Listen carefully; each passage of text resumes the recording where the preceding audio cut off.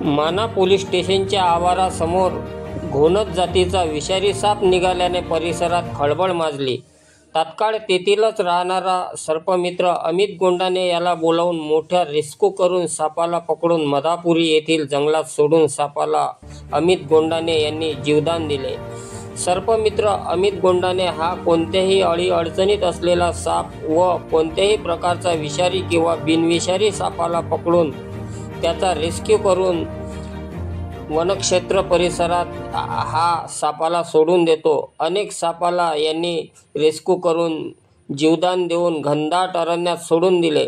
त्यात आणखी भर म्हणजे माना पोलीस स्टेशनच्या परिसरात अतिशय विषारी असलेला घोणस जातीचा साप भारतातील नंबर 2 वर असलेला हायली ही मुष्टिक विनोमॉइस रुरल विपर किंवा परळ, घोणस, चित्ती, बंगालीमध्ये चंदन भोळा अशा अनेक नावांनी या सापाला ओळखले जाते.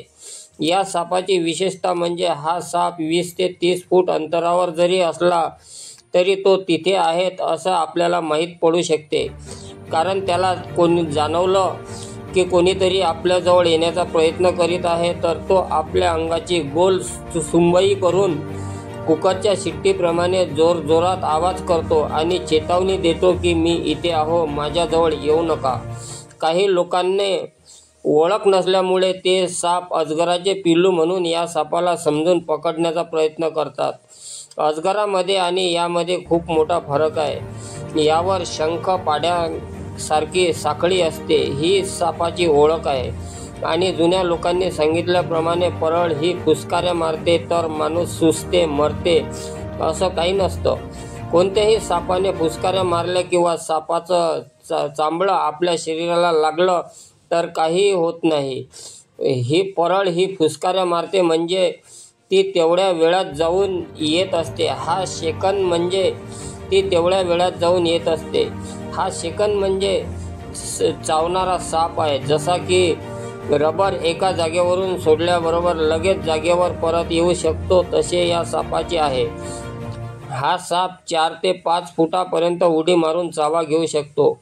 हा साप चावल्यास 1 ते 4 तासाच्या आत जर या व्यक्तीला अँटी-इनाम तो मृत्युमुखी पडू शकतो. कारण हिमोटॉक्सिन या विषामुळे ब्लड सेल म्हणजे RCB ह्या रक्तातील फाटायला लागतात. कारण हिमोचा अर्थ होते रक्त आणि रक्त फाटल्यामुळे हृदयात जाऊन ते रक्त जमा होते व हृदय विकाराने इस्माचा मृत्यू होतो. म्हणून आपल्या जवळील परिसर हा स्वच्छ ठेवावा असे आवाहन अमित गोंडाने यांनी केले. UTV न्यूज, उद्धव कोकणे, माना. अशाच नवनवीन बातम्यांसाठी चॅनलला लाईक, सबस्क्राईब व शेअर करा.